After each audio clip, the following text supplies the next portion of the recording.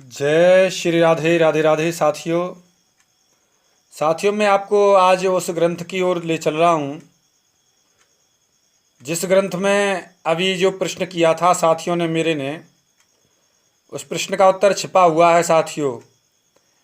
अभी एक प्रश्न आया है और पूछा है उसमें कि बताइए जी, सती जी ने अपना देह क्यों छोड़ दी, अपने शरीर को क्यों त्याग दिया, अपने शरीर को क्यों भस्म कर दिया और ऐसा क्या कारण था।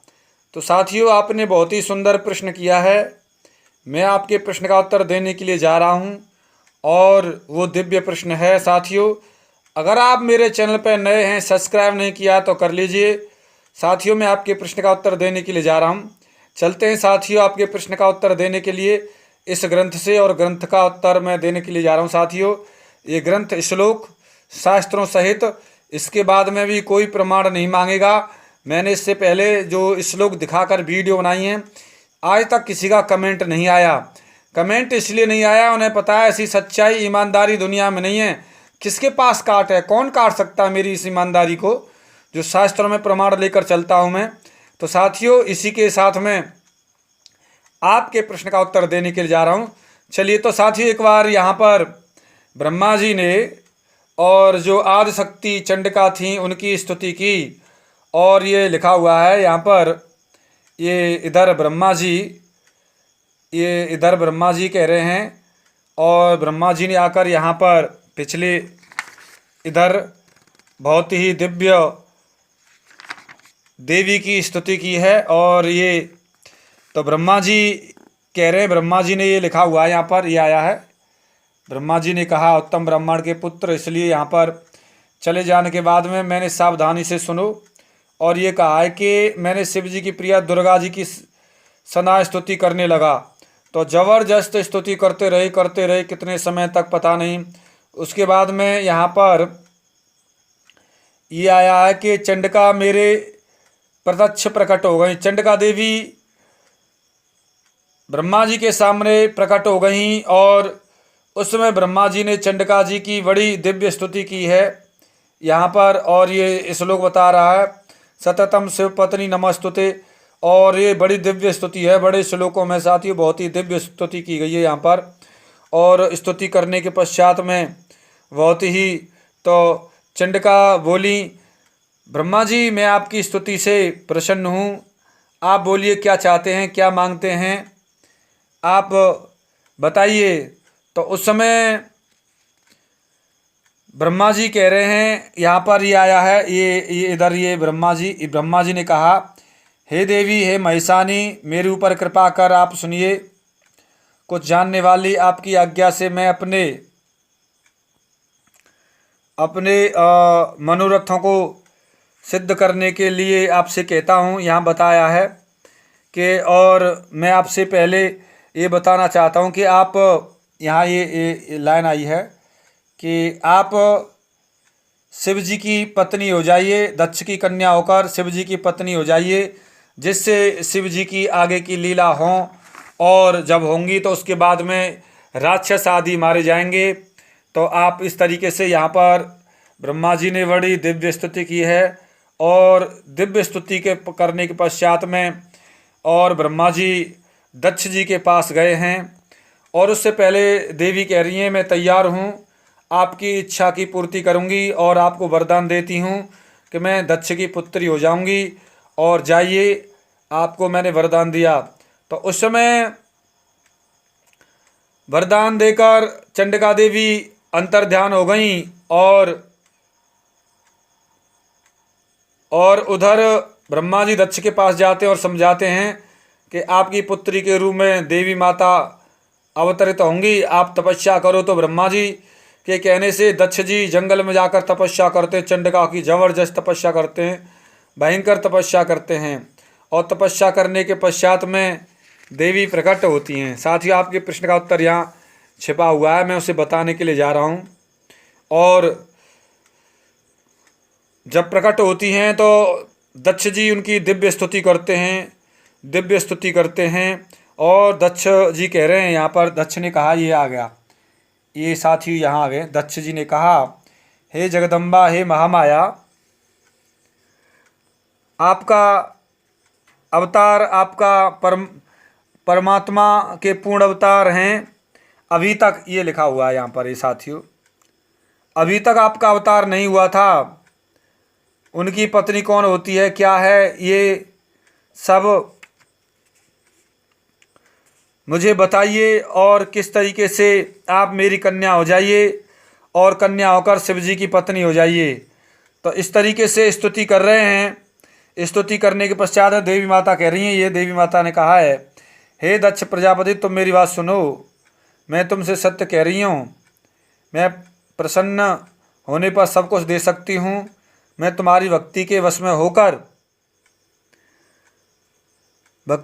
होकर और तुम्हारी पत्नी मैं तुम्हारी कन्या उत्पन्न होंगी, और उसमें संदेह नहीं है।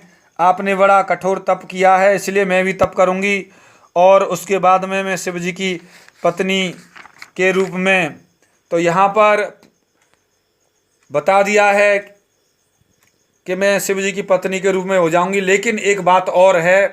तो साथियों, जिस प्रश्न का उत्तर देने के लिए मैं जा रहा हूँ, और आपने जो प्रश्न पूछा है वो यहाँ छिपा हुआ है। पहले तो उसका श्लोक देख लो। यदा भवानुमयी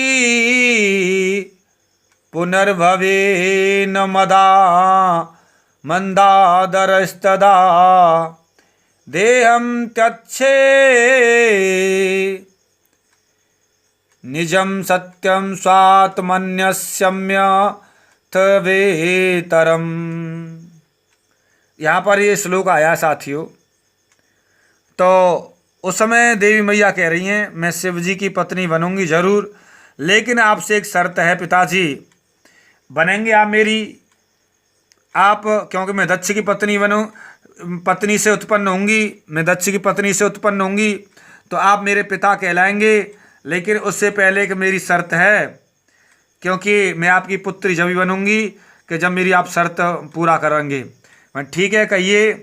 तो यहाँ पर कह रही हैं, ये आया, ये लाइन है जो मेरे प्रण को हृदय में याद रखना होगा। मैं आपसे सत्य कह रही हूँ, उसे झूठ मत समझना।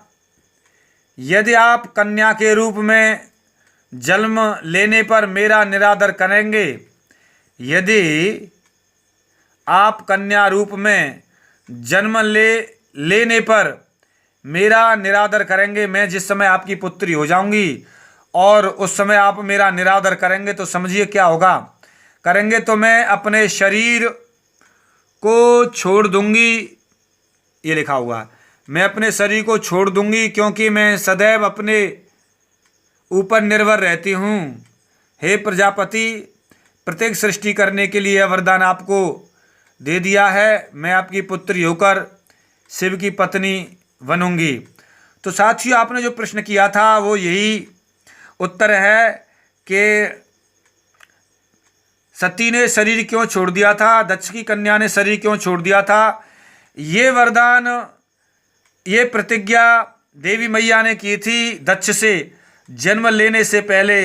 इस कारण ही शरीर छोड़ दिया था, इस कारण ही सती ने शरीर त्याग दिया था, इस कारण ही शरीर भस्म कर दिया था सती ने, और कोई कारण नहीं था। दूसरे जो कारण कहते हैं लोग कि सीता बन गई थी, वो तो अन्य एक कारण अलग से था, असली कारण नहीं था। सीता बन गई थी, या ये भी कह सकते हैं कि शिव जी का अपराध किया था।